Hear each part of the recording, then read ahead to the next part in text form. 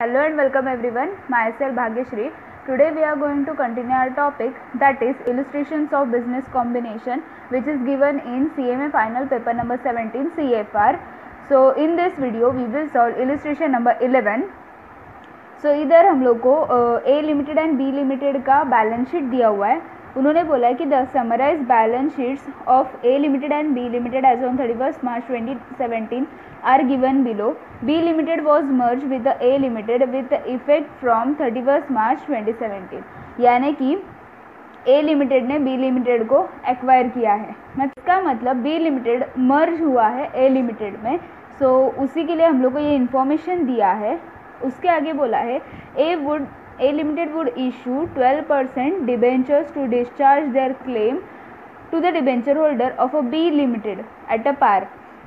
Non-trade investment of A limited fetch 20% while those of B limited fetch 12%. इसका मतलब है A limited का जो भी नॉन ट्रेड इन्वेस्टमेंट है उसका इंटरेस्ट का रेट यानी कि इनकम का रेट 20% है और B लिमिटेड का इट इज़ 12%.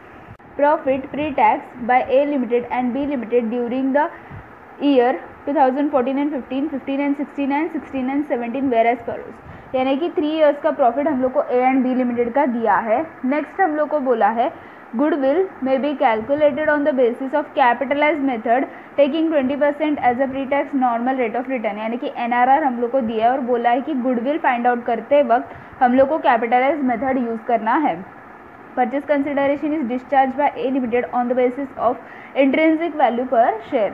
इसका मतलब जो भी परचेज कंसिडरेशन है वो इंट्रिंसिक वैल्यू के बेसिस के ऊपर हम लोग को पे करना है. यानी कि A लिमिटेड B लिमिटेड को पे करेगी. लास्ट हम लोग को बोला है prepare balance sheet of A limited after merger as per the schedule 3 division 2. इसका मतलब है फर्स्ट ऑफ ऑल हम लोग को है ना गुडविल फाइंड आउट करना पड़ेगा क्योंकि हम लोग को परचेज कंसिडरेशन इंट्रिंसिक वैल्यू बोला है. इंट्रिंसिक वैल्यू करते वक्त हम लोग कैसे करते हैं ऑल असेट्स माइनस जो भी लाइबिलिटीज़ है वो, तो हम लोग को मिलता है amount available for equity share holders. So all assets करने के लिए फर्स्ट ऑफ ऑल गुडविल तो होना चाहिए हमारे पास, तो हम लोग को first of all goodwill find out करना है. उसके बाद जो भी इंट्रिंसिक वैल्यू है वो फाइंड आउट करेंगे और लास्ट में बैलेंस शीट बनाएंगे. So let's start the answer. For the calculation of goodwill we require capital employed. First step हम लोग का वही होता है. गुडविल हम लोग को फाइंड आउट करने बोला है तो फर्स्ट ऑफ ऑल हम लोग के पास कैपिटल एम्प्लॉयड होना चाहिए क्योंकि कैपिटलाइज मेथड बोला है तो इसीलिए हम लोग को कैपिटल एम्प्लॉयड लगेगा. तो कैपिटल एम्प्लॉयड हम लोग कैसे फाइंड आउट करते हैं. सी असेट्स माइनस लायबिलिटी करने के बाद हम लोग को कैपिटल एम्प्लॉयड मिल जाता है. तो असेट्स में first of all see fix asset, this is for A limited, this is for B limited. Fix asset A limited का है 10 लाख और B लिमिटेड का है 4,50,000. सो 10 लाख 4,50,000. अभी हम लोग गुडविल फाइंड आउट कर रहे हैं. तो गुडविल फाइंड आउट करते वक्त हम लोग नॉन ट्रेड इन्वेस्टमेंट कंसिडर नहीं करते. हम लोग ने वैल्यूएशन ऑफ गुडविल ये जो टॉपिक देखा था उसमें डिटेल में ये सारा पार्ट देखा था. वैल्यूएशन ऑफ शेयर्स में भी हम लोग ने ये देखा था. अगर आप लोग ने वो चैप्टर्स नहीं किए हैं तो आप लोग मेरा प्लेलिस्ट चेक कर सकते हो, उसमें पूरा आपको मिल जाएगा ये दोनों topics. So non trade investment हम लोग गुडविल करते वक्त नहीं लेते. सो ये दोनों भी अमाउंट्स हम लोग को इग्नोर करना है. That is 1,50,000 and 50,000. Next is stock 1,60,000 and 50,000. Stock 1,60,000 and 50,000. Okay. Next debtors 80,000 90,000. Debtors 80,000 90,000. Just हम लोग कॉपी करें जो भी अमाउंट्स है वो कॉपी करें, कुछ भी चेंजेस नहीं है उसमें. Next is advance tax 60,000 30,000. So advance tax 60,000 30,000. Next is cash and bank balance, it is 2,30,000 and 1,10,000. सो 2,30,000 1,10,000. हम लोग को असेट्स लेना है, नॉर्मल जो भी असेट्स रहता है वो. अभी आगे जो भी है preliminary expense that is fictitious asset, it is not a real asset, तो हम लोग ये नहीं कंसिडर कर सकते.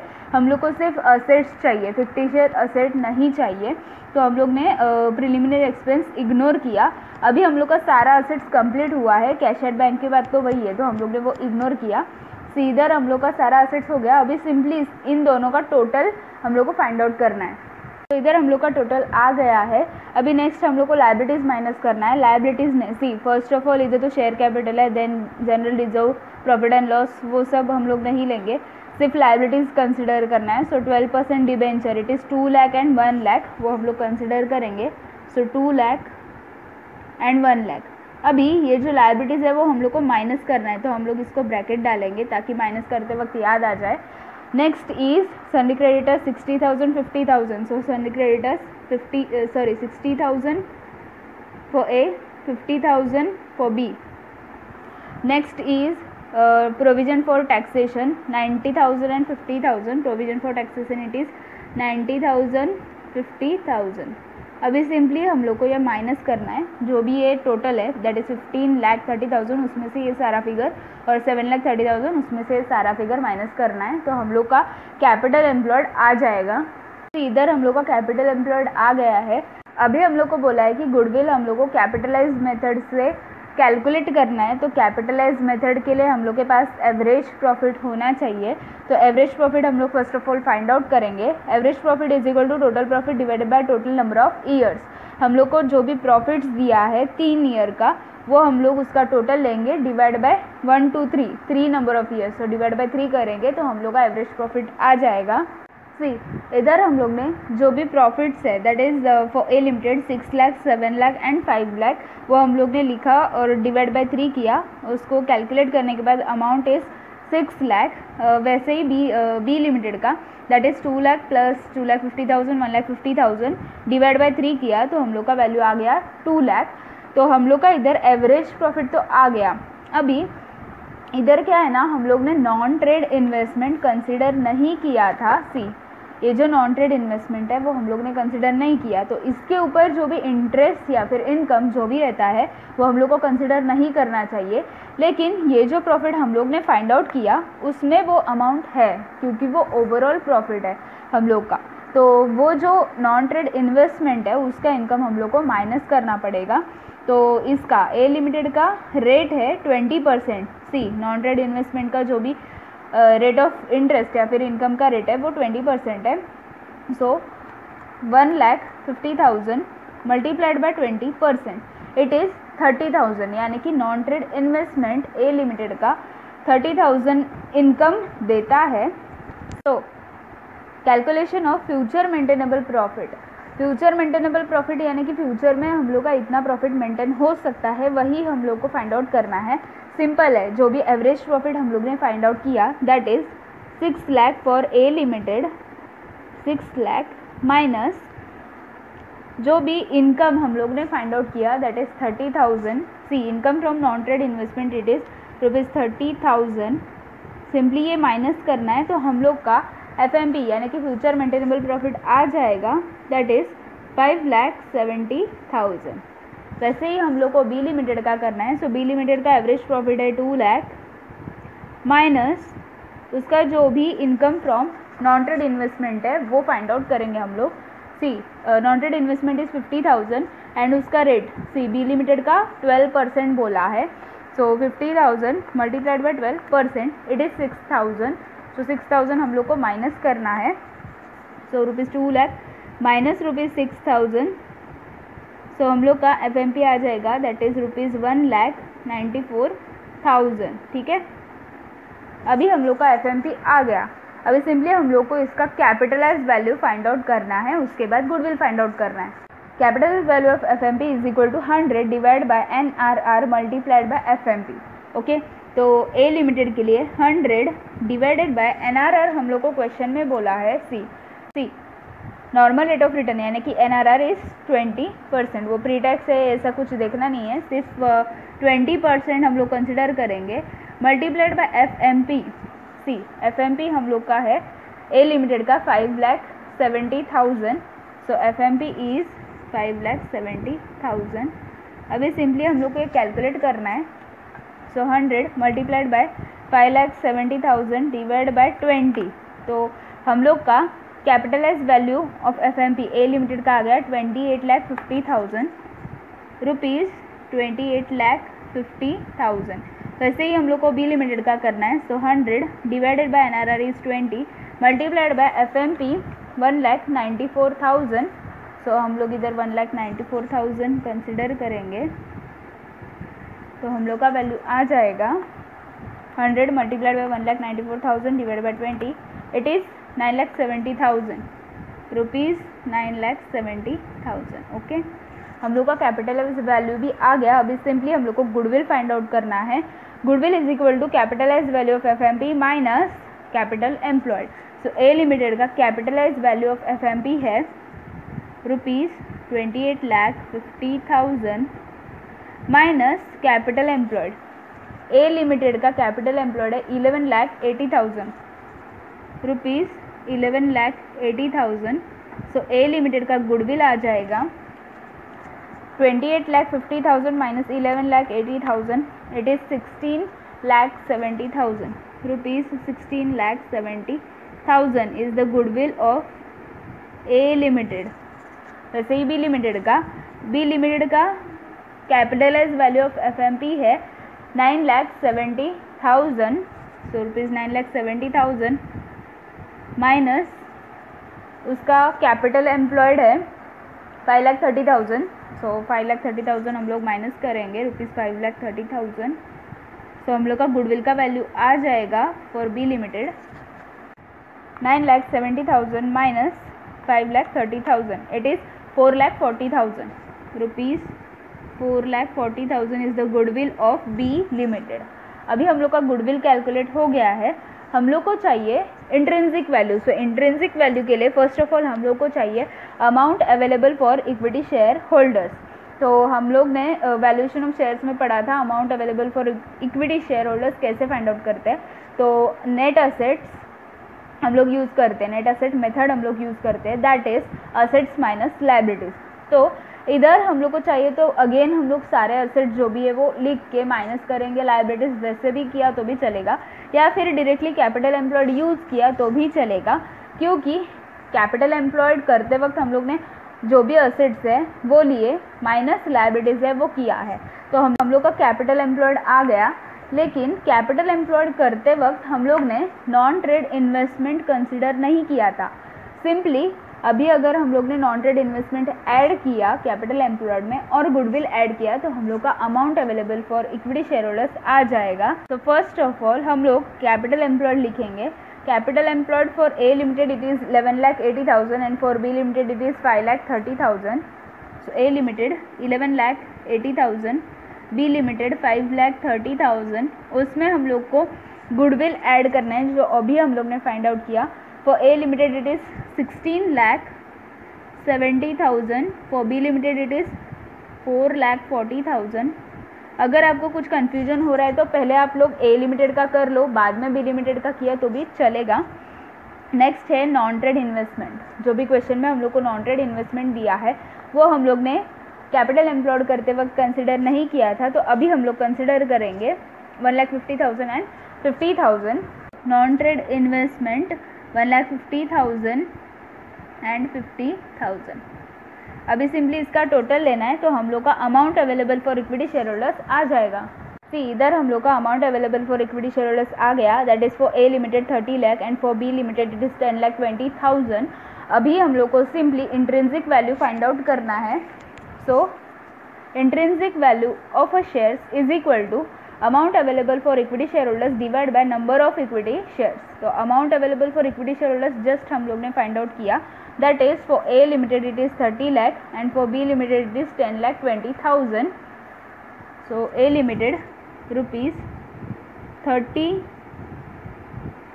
Lakh divided by number of equity shares. तो क्वेश्चन में हम लोग को चेक करना है number of equity shares. See A limited का टोटल कैपिटल है 8 लाख और उसका पर शेयर का वैल्यू यानी कि फेस वैल्यू है ₹10। तो हम लोग को सिंपली अमाउंट को ये ₹10 से डिवाइड करना है, that is 8 lakh is the total capital divided by पर शेयर वैल्यू इज़ 10। तो हम लोग का नंबर ऑफ शेयर्स आ जाएगा 80,000। तो इधर हम लोग डिवाइड करेंगे 80,000 से, that is number of equity shares.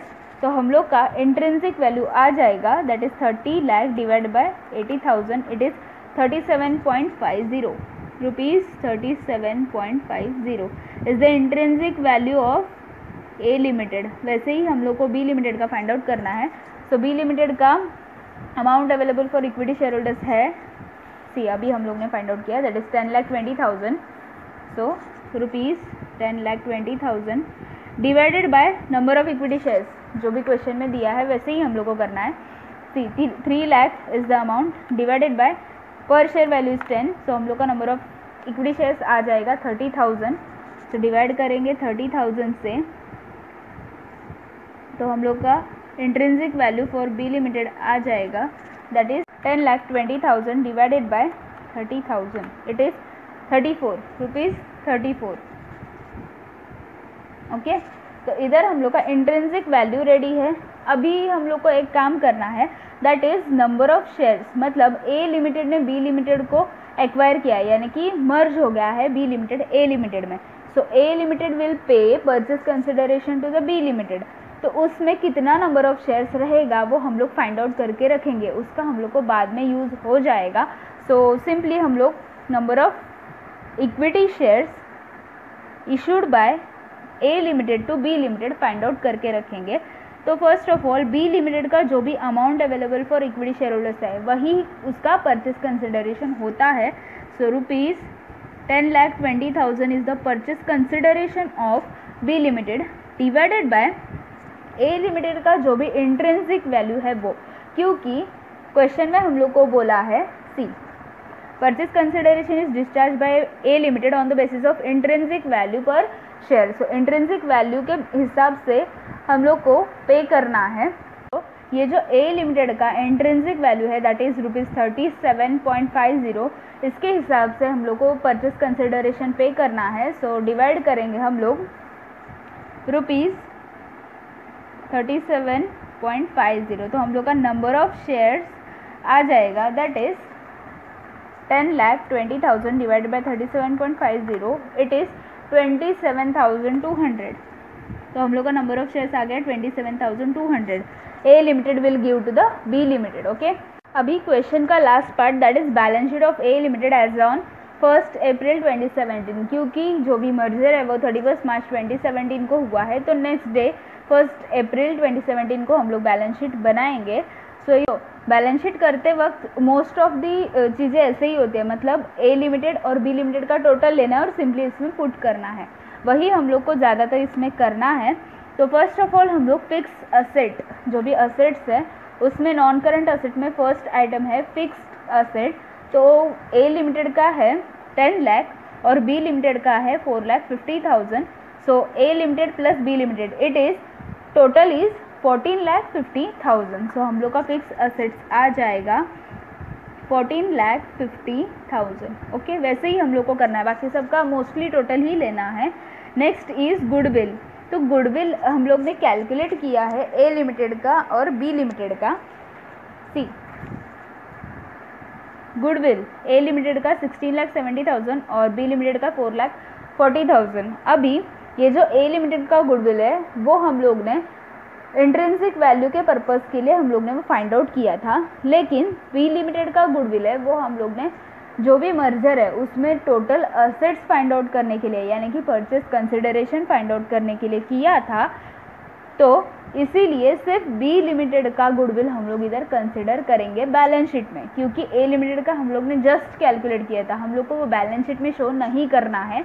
लेकिन बी लिमिटेड हम लोग मर्ज करते वक्त, ए लिमिटेड में मर्ज करते वक्त जो भी सारे असेट्स है वो कंसिडर करके मर्ज किया है, तो इसीलिए ये गुडविल भी हम लोग कंसिडर करेंगे बैलेंस शीट में। सो गुडविल आ जाएगा ओनली 4,40,000। इधर गुडविल लेते वक्त टोटल नहीं लेना है, ए और बी का टोटल नहीं लेना है, सिंपली बी का गुडविल हम लोग ने लिखा 4,40,000। उसके बाद नेक्स्ट है नॉन करंट इन्वेस्टमेंट, यानी कि नॉन ट्रेड इन्वेस्टमेंट, जो भी क्वेश्चन में हम लोग को दिया है। See it is 1,50,000 and 50,000। सो हम लोग का टोटल आ जाएगा 2 lakh, total is 2 lakh. Next current assets. अभी करंट असेट्स है ना बहुत सारे हैं, तो इसीलिए हम लोग उसका वर्किंग नोट बनाएंगे। तो करंट असेट्स के लिए वर्किंग नोट नंबर 3 जनरली कैसे होता है कि कैपिटल और जो भी रिजर्व्स रहते हैं उसी को हम लोग अदर इक्विटी बोलते हैं। तो उसका नोट पहले बनाया जाता है, उसके बाद करंट असेट्स यानी कि असेट्स का जो भी पार्ट रहता है उसका बनाया जाता है। आप लोग ने इसको फर्स्ट नंबर दिया तो भी चलेगा। सी, करंट असेट्स का वर्किंग नोट यानी कि नोट्स, रिलेवेंट नोट्स हम लोग बोलते हैं, बैलेंस शीट को रहता है वो। सो करंट असेट्स में सी, फिक्स असेट हो गया, इन्वेस्टमेंट हो गया, अभी स्टॉक है, देन डेटर है, देन एडवांस टैक्स है एंड कैश एट बैंक है। प्रिलिमिनरी एक्सपेंस तो असेट नहीं होता, दैट इज फिक्टिशियस असेट। तो इधर हम लोग एक एक जो भी फिगर्स है वो लेंगे।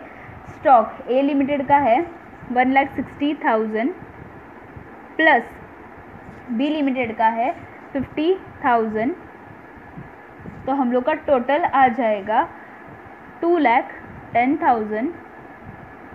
Next is debtors, that is 80,000 A limited, 90,000 B limited, 80,000, 90,000, that is 1,70,000। Next है advance tax, that is 60,000 and 30,000, so 60,000 plus 30,000 it is 90,000। Cash and bank it is 2,30,000 plus 1,10,000, so total is 3,40,000। ठीक है, अभी simply हम लोग को ये जो भी अमाउंट है उसका टोटल लेना है, तो हम लोग का करंट असेट्स आ जाएगा। इधर हम लोग का करंट असेट्स का टोटल आ गया है, दैट इज 8,10,000। तो हम लोग इधर पुट करेंगे बैलेंस शीट में, that is 8,10,000। Working note number 3 यानी कि नोट्स टू द अकाउंट का नंबर है 3। अभी सिंपली हम लोग ये जो असेट्स है उसका टोटल लेंगे, क्योंकि बाकी अभी कुछ भी असेट्स नहीं बचा है, सब असेट्स हम लोग ने इधर कवर किया है। सिंपली हम लोग को इसका टोटल लेना है। सी, इधर हम लोग का टोटल आ गया है 29 लाख। अभी next is equity and liabilities. So equity में first of all equity share capital आता है, उसका वर्किंग नोट नंबर 1 है। So equity, see, relevant notes, first note is share capital, so उसमें इक्विटी शेयर कैपिटल। क्वेश्चन में जो भी ए limited का है वो हम लोग को देखना है, क्योंकि बी लिमिटेड तो मर्ज हो गया है। तो अभी फर्स्ट ऑफ ऑल हम लोग ए लिमिटेड का देखेंगे। ए लिमिटेड में नंबर ऑफ शेयर्स हम लोग ने देखा था कैसे करना है, दैट इज 80,000। 80,000 ए लिमिटेड का नंबर ऑफ शेयर्स है, प्लस हम लोग ने फाइंड आउट किया कि ए लिमिटेड ने बी लिमिटेड को कितना नंबर ऑफ शेयर्स दिया था। ए लिमिटेड ने बी लिमिटेड को 27,200 इतने नंबर ऑफ शेयर्स दिए थे। सो इधर 27,200, तो इधर जो भी टोटल नंबर ऑफ शेयर्स है दैट इज 1,07,200। ओके, ये ए लिमिटेड का है और ये बी लिमिटेड को जो भी दिया है ए लिमिटेड ने वो, उन दोनों का टोटल है 1,07,200। तो मल्टीप्लाई करेंगे जो भी फेस वैल्यू है उससे, that is ₹10।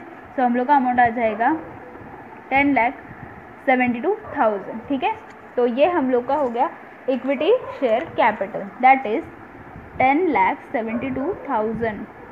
Next is other equity. Other equity यानी कि होता है रिजर्व्स, जो भी रिजर्व्स एंड सरप्लस हम लोग बोलते हैं उसी को अदर इक्विटी बोला जाता है। तो जो भी रिजर्व्स वाला पार्ट है वो हम लोग इधर कंसिडर करेंगे। First of all security premium. अभी क्वेश्चन में सी, एसेट सेट तो कंप्लीट हो गया हमारा, अभी लायबिलिटीज में इक्विटी शेयर कैपिटल कंसिडर हो गया। अभी क्या है next, general reserve, profit and loss, और आगे जो है 12% डिबेंचर, वो तो लायबिलिटीज चालू होता है। तो इधर हम लोग को general reserve and profit and loss दो ही रिजर्व दिख रहा है, लेकिन हम लोग ने इधर सिक्योरिटी प्रीमियम लिखा है। तो इसका मतलब है सी, जो भी 27,200 हम लोग को दिया है ए लिमिटेड ने बी लिमिटेड को शेयर्स, तो उसमें क्या है ना, दो पार्ट है। सी, जो भी ₹10 यानी कि फेस वैल्यू है वो ₹10 है, लेकिन ए लिमिटेड का जो भी इंट्रिंसिक वैल्यू है दैट इज 37.50। ओके, ये हम लोग को याद रखना है। 37.50 ये टोटल ए लिमिटेड का एक शेयर का प्राइस है। ठीक है, उसमें से हम लोग फेस वैल्यू अगर साइड में रखते हैं तो जो भी रिमेनिंग पार्ट होता है उसको हम लोग सिक्योरिटी प्रीमियम बोलते हैं, क्योंकि पार वैल्यू मतलब जो भी पार वैल्यू रहता है शेयर्स का उसके ऊपर जो भी अमाउंट आता है उसको हम लोग सिक्योरिटी प्रीमियम बोलते हैं। सो 27.50 ये हम लोग का है सिक्योरिटी प्रीमियम। तो इधर हम लोग को नंबर ऑफ शेयर्स है 27,200 और सिक्योरिटी प्रीमियम का पर शेयर का प्राइस है यानी कि वैल्यू है 27.50। तो सिंपली मल्टीप्लाई करना है 27,200 number of shares multiplied by ₹27.50। ये हम लोग का है सिक्योरिटी प्रीमियम का पर शेयर का वैल्यू। ठीक है, अभी सिंपली हम लोग मल्टीप्लाई करेंगे that is 27,200 multiplied by 27.50। So हम लोग का सिक्योरिटी प्रीमियम आ गया 7,48,000। अभी next is profit and loss account. See अभी ध्यान से करो, जनरली हम लोग ने जो भी करंट एसेट लिया वो टाइम पे हम लोग ने टोटल लिया ए और बी लिमिटेड का, लेकिन इधर general reserve profit and loss account लेते वक्त टोटल नहीं लेना है, जो भी ए लिमिटेड का है उतना ही लेना है, क्योंकि जब भी ऐसा मर्जर होता है, एक्विजिशन होता है, वो टाइम पे जो भी बी लिमिटेड होता है उसका जो भी रिजर्व प्रॉफिट एंड लॉस होता है वो उसके शेयर होल्डर्स को दिया जाता है। मतलब ए लिमिटेड बी लिमिटेड का general reserve profit and loss नहीं लेके जा सकती, तो बी लिमिटेड के जो भी शेयर होल्डर्स हैं उनको वो दिया जाता है जनरल रिजर्व एंड पीएनएल। सो ये 2 लाख और ये 80,000 हम लोग ये बैलेंस शीट में मर्ज वाले बैलेंस शीट में नहीं ले सकते, तो सिंपली हम लोग 3 लाख एंड 2,50,000 कंसिडर करेंगे। So profit and loss account is 2,50,000, general reserve is 3 lakh. अभी सिंपली हम लोग को इसका टोटल लेना है और वो टोटल में से हम लोग को ये जो प्रिलिमिनरी एक्सपेंसेस है वो माइनस करना है। सी ये प्रिलिमिनरी एक्सपेंस हम लोग रिजर्व्स में से ही हमेशा माइनस करते हैं। सो प्रिलिमिनरी एक्सपेंस जो भी रहेगा वो हम लोग माइनस करेंगे। अभी हम लोग को इसका टोटल लेना है। तो total is 12,98,000 minus preliminary expense का अमाउंट है 20,000। सो माइनस करेंगे 20,000 तो हम लोग का अमाउंट आ जाएगा 12,78,000। सो 12,78,000 is the other equity. Okay, यानी कि रिजर्व्स वाला पार्ट।